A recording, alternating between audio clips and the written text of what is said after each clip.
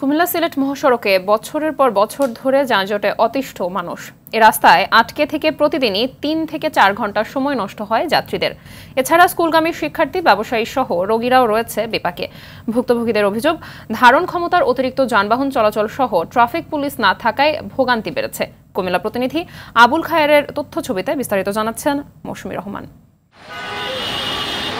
কুমিল্লা সিলেট মহাসড়কের ময়নামতি ক্যান্টনমেন্ট থেকে কোম্পানিগঞ্জ পর্যন্ত ৩০ কিলোমিটার পথ যেন এক দীর্ঘ ভোগান্তির অপর নাম। প্রতিদিনের এমন যানজটে সড়কে চলাচলকারীরা রয়েছেন চরম বেকায়দায়।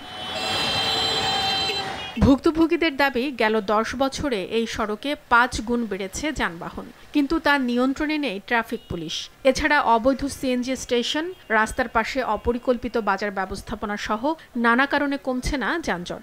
রাস্তা দাঁড়াতে যাত্রী উড়া, এই কারণে ঝামেলা হয়, রাস্তার মধ্যে যানজটের সৃষ্টি হয়। ছোট গাড়ি এলোমেলো পাতারা ঢুকে, বড় গাড়ি আছে রাস্তার মধ্যে দাঁড়িয়ে পার্কিং করে। ট্রাফিক পুলিশ কি করে? এখানে ইন্সপেক্টর আছে, সার্জেন্ট আছে, তাদের কি কোনো ভূমিকা নাই? দিন রাত ২৪ ঘন্টা এই জায়গায় দাম থেকে সারা রাস্তা গাড়ি চালাই 2 ঘন্টা, আর এই কনসনগর বাজারটা বাড়িতে লাগে 2 ঘন্টা। অ্যাম্বুলেন্স যাইতে সমস্যা হয়, রোগী মারা যায়। এটার একটা স্থায়ী সমাধান দরকার, যাতে যানজটটা বাজারে না সৃষ্টি হয়। অন্যদিকে যানজট কমাতে কার্যকরী পদক্ষেপ গ্রহণ করা হয়েছে বলে জানালেন হাইওয়ে পুলিশ। আমরা জানি যে কোথায় কোথায় ধীরগতি হয়, সেখানে আমাদের ব্যবস্থা করা আছে। ফুড পেট্রোল এবং মোবাইল পার্টি দেওয়া আছে। মহাসড়কের লোকজনের নিরাপত্তা দেওয়া, ট্রাফিক ব্যবস্থাপনা এবং দুর্ঘটনার প্রতিরোধে আমরা কিন্তু কাজকর্ম করে থাকি।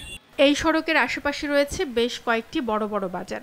যানজট নিরসন হলে মানুষের ভোগান্তি কমার পাশাপাশি ব্যবসা বাণিজ্যেও গতি ফিরবে বলে মনে করেন এখানকার ব্যবসায়ীরা। মৌসুমী রহমান, RTV।